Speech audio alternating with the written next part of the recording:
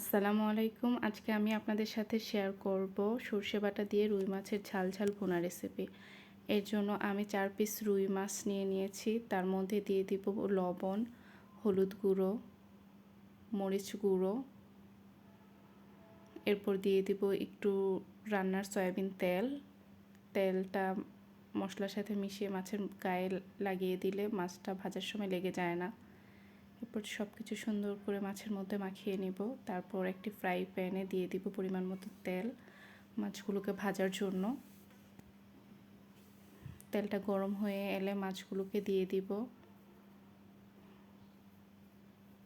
মাছের এক পিঠ সুন্দর মতো ভাজা হয়ে গেলে মাছগুলোকে উল্টিয়ে আরেক পিঠ সুন্দর মতো ভেজে নিব। 2 পিঠ সুন্দর করে ভাজা হয়ে গেলে মাছগুলোকে তুলে নিব। এরপর সরষে বাটাটা রেডি করে নিব। 1 চা চামচ কালো সরিষে, 1 চা চামচ সাদা সরিষে, হাফ চা চামচ জিরা এবং 3-4টি কাঁচামরিচ নিয়ে বেটে নিব। এরপর একটি কড়াইতে দিয়ে দিব তেল এবং 1 কাপ পরিমাণ পেঁয়াজ কুচি। তারপর দিয়ে দিব একটি তেজপাতা। সব কিছু কিছুক্ষণ ভেজে নিয়ে একটি টমেটো কুচি কুচি করে কেটে পেঁয়াজের সাথে ভেজে নিব। ভাজা হয়ে এলে দিয়ে দিব 1 চা চামচ রসুন বাটা, 2 চা চামচ সরিষে বাটা। সব কিছু একসাথে ভালোভাবে মিশিয়ে দিয়ে দিব কিছুটা পানি যেন মশলাগুলো পুড়ে না যায়। এরপর দিয়ে দিব স্বাদ মতো লবণ। তারপর দিয়ে দিব 2 চা চামচ পরিমাণ মরিচ গুঁড়ো, 1 চা চামচ পরিমাণ হলুদ গুঁড়ো। সব কিছু একসাথে নেড়ে ছেড়ে ভালো করে মিশিয়ে নিব। তারপর ঢাকনা দিয়ে ঢেকে কিছুক্ষণ কষিয়ে নিব মশলাটাকে। রান্নার স্বাদ আসলে নির্ভর করে কষানোর উপরেই অনেকটা।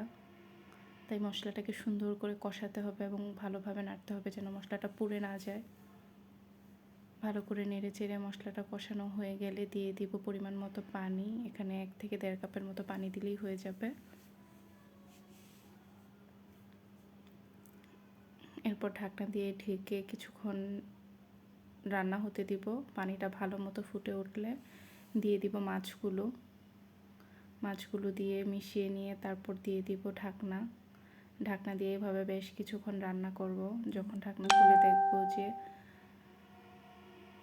পানিটা শুকিয়ে গেছে তখন 3-4টি কাঁচামরিচ ফালি এবং ধনেপাতা কুচি দিয়ে দিব।